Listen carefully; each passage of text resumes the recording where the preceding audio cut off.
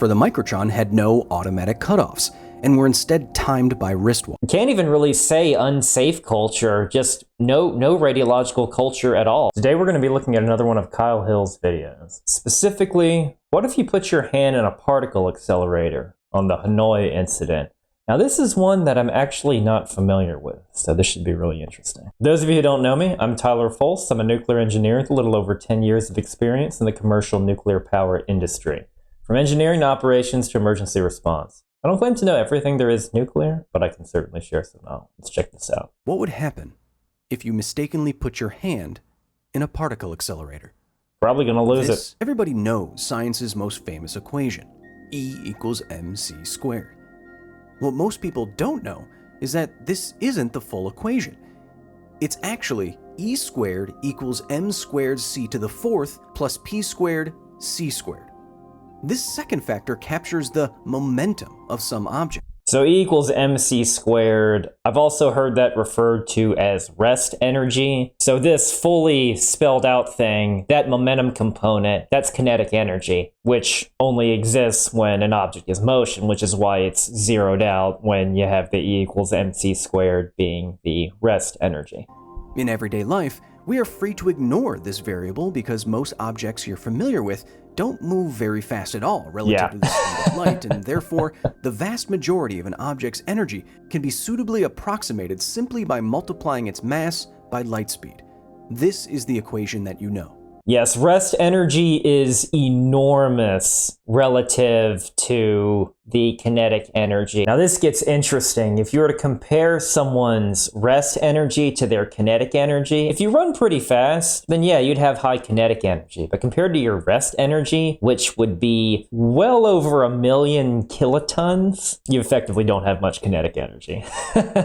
Now don't get any ideas about using all of that rest energy. The only way to convert all of that energy with 100% efficiency would be to merge with an anti-self, something made completely out of antimatter that you shake hands with, or really give that person a hug. And considering antimatter doesn't last very long, that's pretty unlikely to happen. However, when an object does approach the speed of light, its momentum dominates its total energy. And this, combined with a speed of light that is equal in all reference frames, is where we get the universal speed limit, c. It helps that objects traveling this fast don't have much mass, so p can get very big relative to m, and that's why that dominates. Einstein's full equation can be shown to depend on just how close an object's velocity, v, gets to the speed of light, c.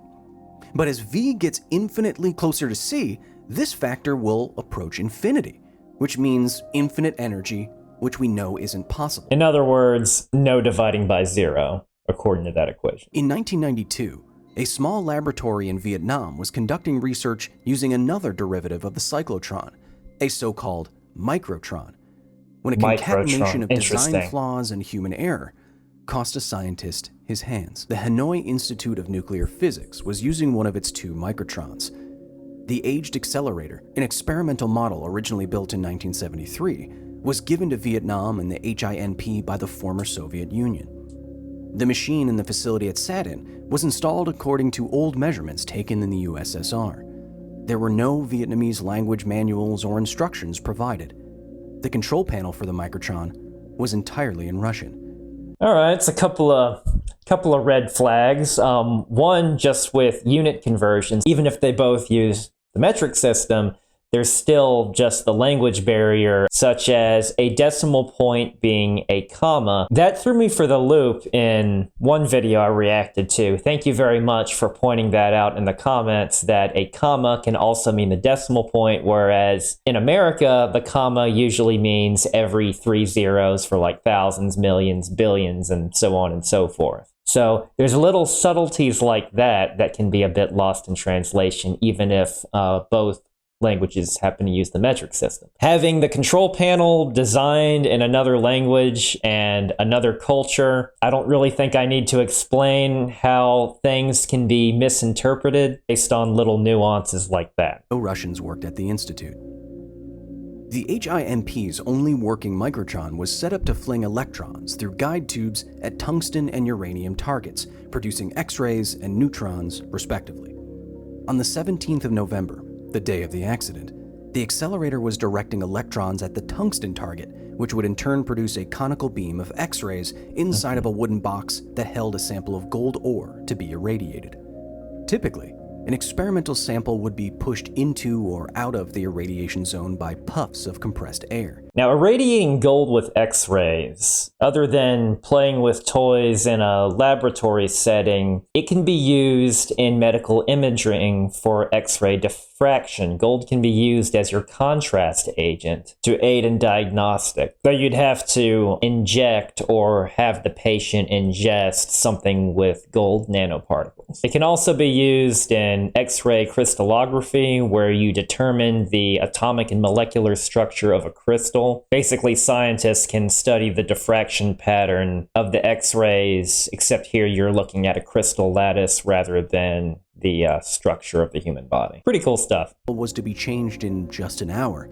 He could do everything by hand. The first experiment went according to plan. The director and two assistants removed the first sample by hand and placed the second in the path of the X-rays. So let's see, what else have we seen here? Deviation from established processes and procedures, making decisions on an island by yourself without getting it checked off by your partner or your supervisor. I don't know the organizational structure of this lab, but the point is, if you're not having someone check you, even a peer check, you're setting yourself up for failure or for something bad to happen. Not necessarily an injury, it could just be a matter of like irradiating the wrong thing or forgetting to turn a beam on or the light on or something as simple or innocuous as that. Of course, we know this ended tragically, but there's a lot of unsafe behaviors that get unnoticed, sadly, until something horrible happens. Scream out of the tungsten at the speed of light. All personnel left the concrete maze encasing the accelerator. Just outside the control room, however, the director asked an assistant to get him some soap to wash up with and, apparently, walked towards the sink in the courtyard. The assistant, passing by the control room on the way to the soap, told the operator that the experiment was ready and that the accelerator was ready to be switched on. What the assistant didn't know was that instead of going to use the sink, the director decided something was awry with the experimental setup and returned to the microtron without telling anyone. He Again, making decisions on an island, that's bad. placed his hands inside the wooden box and adjusted the gold sample 3 or so times over the course of a few minutes. His hands were less than a foot from the tungsten, which, unbeknownst to him, was emitting extremely energetic X-rays. So no indication at all of the beam being on. Not even a light, the door doesn't lock, no built-in warning function or anything like that. Or did he just deliberately miss it or ignore it or something? But it sounds like there wasn't one. I'm sure we'll find out. At the same time, the assistant had retrieved the soap and arrived at the courtyard. The director wasn't there. She called his name several times and then ran to the accelerator room. The door was open. The fact that that door could physically open while the accelerator is on is baffling to me. No interlock. Not to mention the assistant is also being put in a potentially dangerous situation just by cracking the door open because they're not in this shielded configuration. I mean, the beam could be in a weird spot, bounced off of something that it could get out of. Who knows? Point is, don't take a little peek in a radiological controlled area. That's generally not a good idea. Was apparently drowned out by the din of generators, air conditioners, and cooling systems. Not to mention Fearing the the concrete worst, noise. the assistant ran down to the control room to tell the operator to shut down the accelerator immediately. But by then, the director's hands, feeling nothing, had been unintended targets for 2 to 4 minutes. The worried assistant and operator turned off the machine and ran back to the accelerator. The door was still open. They found the director adjusting the experiment. He passed by them as if nothing had happened and walked to the courtyard to wash his hands. Yeah, you wouldn't feel anything, at least not initially, because I mean, X-rays, it's just light. A super high energy form of light. but light. Now, these are high energy X-rays. I'm not sure what the energy level specified, but these would be considered high energy. That's when he was told that the machine had been on for at least a few minutes while he was inside. The International Atomic Energy Agency's report describes that at this point, the director fell very silent. He walked to a room with a gamma spectrometer to check if the very atoms of his hands had been turned radioactive.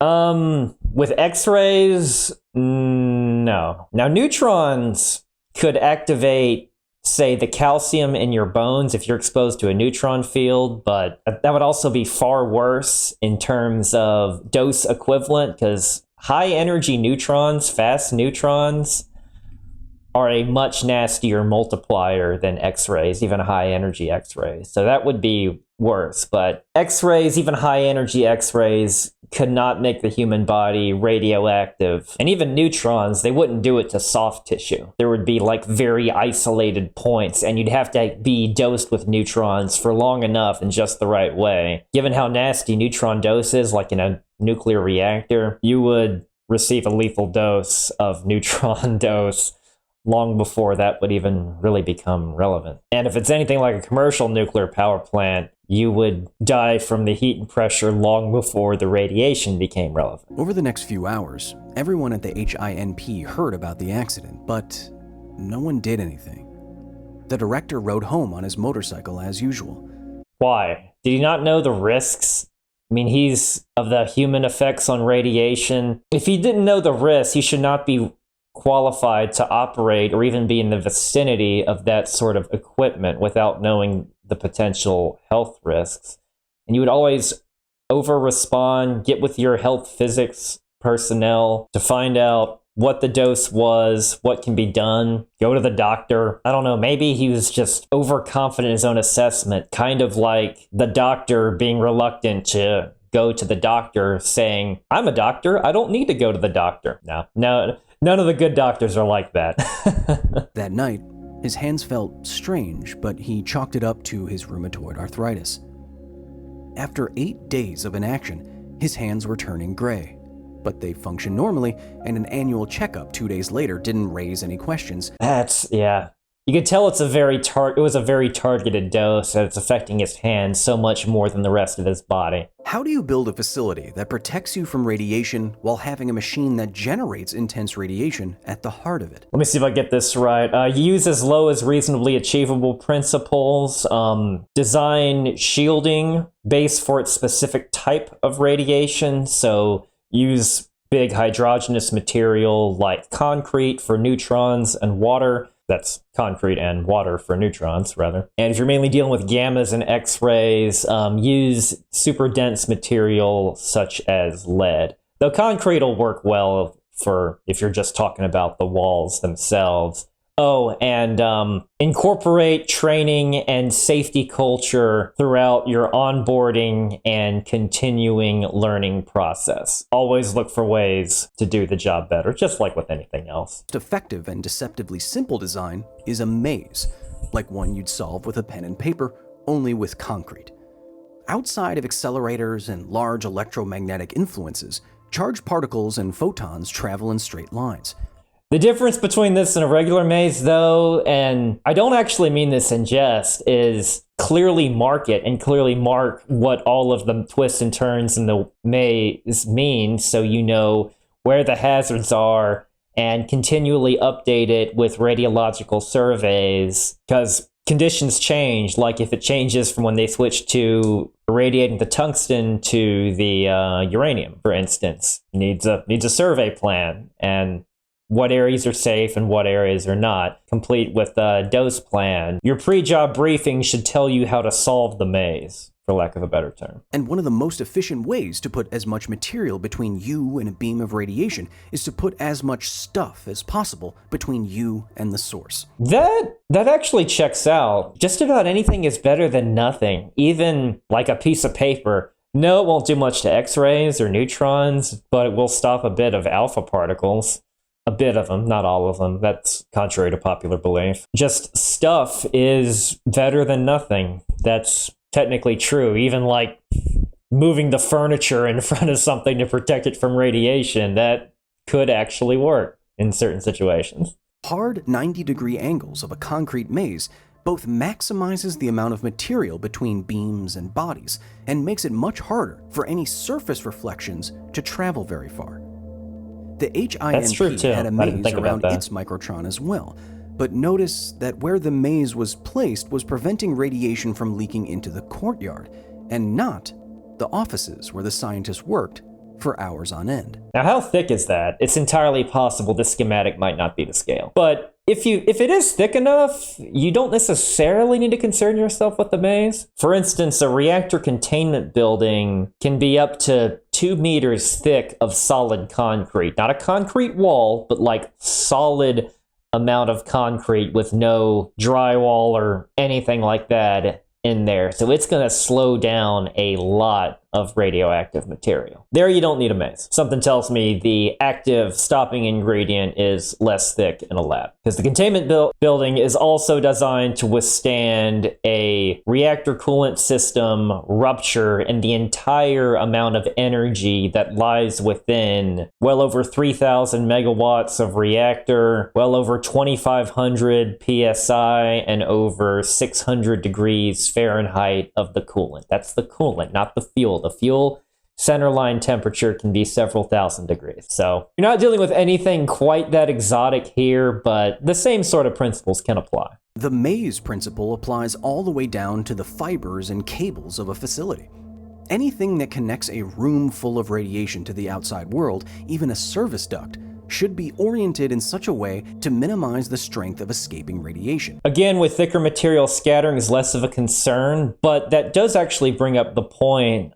These would be considered, like all the cables, these would be considered containment penetrations within a reactor containment building, and those all have the most strict engineering, testing, surveillance requirements, because it isn't just cables in a power plant. You have pipes for things outside of the reactor building to support the reactor and all of its subcomponents in there. Now, all of the pipes and conduits can be isolated very quickly too.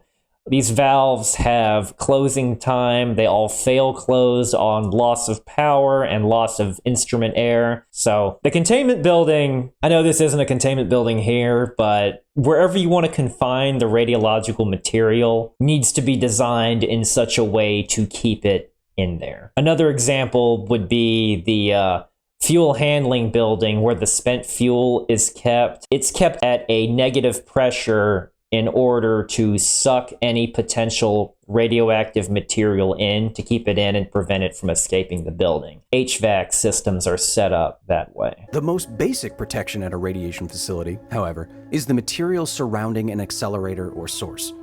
Radiation, as particles and photons of any energy, will eventually stop after enough nanoscopic collisions inside of a material. The denser the material, the better.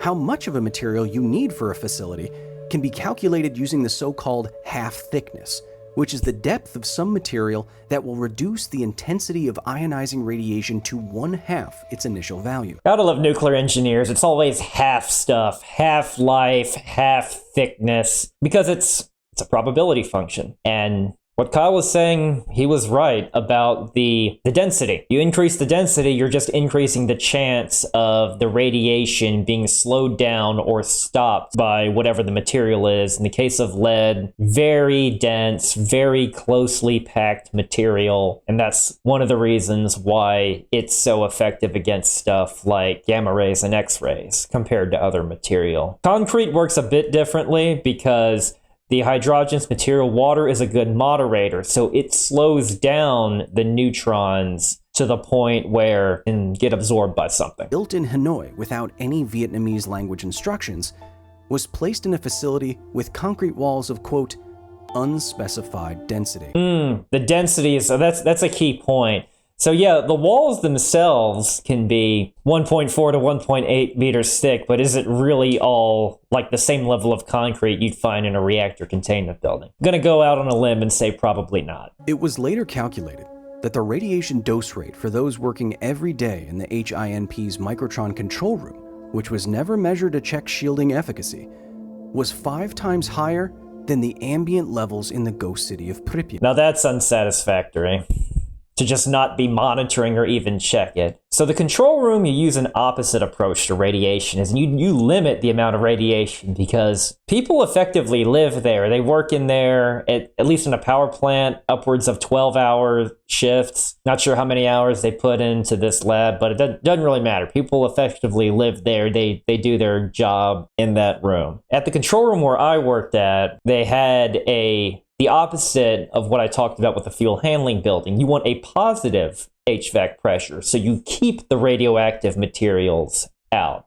Now, granted, I'm talking about against like airborne particles, so that's not really relevant in the context of just light being X-rays and gammas. But the point is, designing the control room to limit radiation, and it is continuously monitored. There are radiation monitors within the control room, because control room habitability is one of the key design aspects of a nuclear power plant, but it apparently wasn't the case in this lab. 20 to 50 grays, depending on exactly how long his hands were adjusting the experiment, which he couldn't remember. A whole body dose of 5 or more grays is fatal. Whole body dose of 5 grays being fatal? Not necessarily. 5 grays is a lot, though. Even with medical treatment, it can kill you. But I just want to point out the difference between grays and sieverts. So a gray is raw dose. Think energy per unit mass, joules per kilogram. But then there's dose equivalent, which is in sieverts, and that is multiplied by what's known as a quality factor. Granted, for X-rays and gamma rays, it's 1-to-1.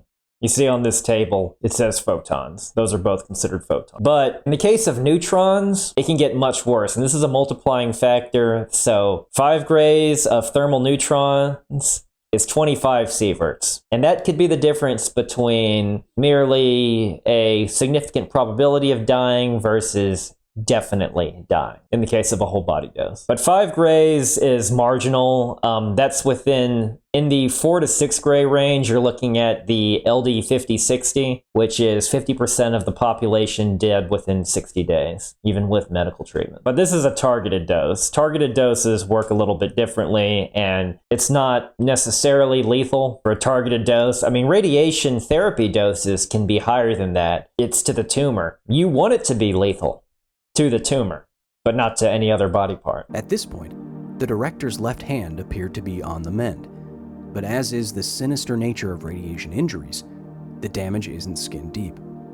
In October, necrosis returned to the 4th and 5th fingers on his remaining hand. That's the thing, is things can appear to get better because the damage is done. There's the superficial external damage which is done, but it affects the internal system so much that they just don't behave properly anymore. So things like healing just don't work right. Very sad, very long way to lose life or limb in this case. Accelerator incident in Hanoi is overshadowed in nuclear history by the most famous accident of the same type, when Anatoly Burgoski accidentally placed his head in a particle beam. If you want to see my reaction to this, I will pin it down in a comment below. The developing country, owing to a serious lack of resources, did not have established radiation protection infrastructure. There were no trained inspectors to tour facilities. There's your problem right there. To be given new technology, but to not be trained on how to use that technology safe. Not only trained, but like Kyle just said, to have the infrastructure and network of experts and inspectors to make sure you indeed remain compliant. The Hanoi facility was built based on foreign language instructions from the Soviet Union. Yep. There was no radiation monitoring equipment to tell personnel that, when the machine was on, they were receiving a dose higher than walking around Chernobyl. That's insane. Basically an unmonitored. So they effectively had no radiological controlled area. There were only handwritten manuals for equipment, and nothing. Oh, if you couldn't read someone's handwriting. Procedures. No procedures. Irradiation times for the microtron had no automatic cutoffs, and were instead timed by wristwatch. Wow, no interlocks, probably no personal dosimeters, no radiation monitoring. You can't even really say unsafe culture, just no radiological culture at all. I don't even know what kind of regular safety culture they had. Did they even have like a light bulb saying, hey, this machine's on, do not go in? I don't know. Relied on word of mouth that no one was in the accelerator room before the machine was switched on. The list of faults can and does go on.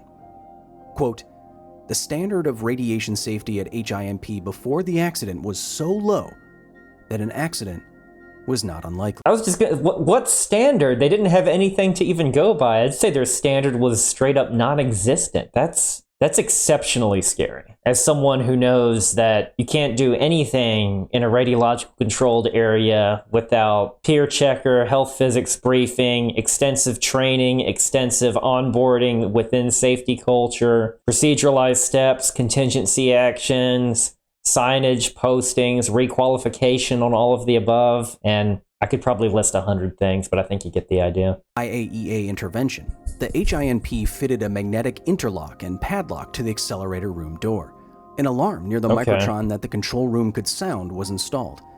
Other buttons and lights inside and outside the accelerator room were added and integrated as there was, quote, a fundamental need to inculcate a sense of responsibility for safety, a safety culture in all concerned. If you want to bring on a safety culture, you need continuous reinforcement of these standards and have the personnel involved become the champions of these radiological culture standards so that when you bring in new personnel, they're all onboarded that this is how we do business. We either work safely or we don't work at all. That way, when you have all of your barriers, signs, indications, monitoring systems, people respect them and they are actively engaged when they perform work in a radiological environment. There's even some positive spillover effects I've noticed, like it'll spill over into other aspects of safety culture, industrial safety, basic things like having signs up when the floor is wet so you don't slip, and even personal safety outside of work. I've seen some nuclear companies offer defensive driving as part of their training, just to say safety culture doesn't end when you go home. It's part of it. And it gives personnel a mindset of how can I make this even safer, while still being reasonable, of course, but very much not what you saw in this accident. I know to work at a nuclear power plant, you spend basically the first several months of your career being onboarded and indoctrinated within nuclear safety culture. Oh, and by the way, it never goes away. It's continuously reinforced. But hey, of all the things to be indoctrinated in, something that's gonna protect your life, your buddy's life, and the health and safety of the public within the sense of a nuclear power plant, probably not a bad thing. Thank you very much for watching. I'll see you next time.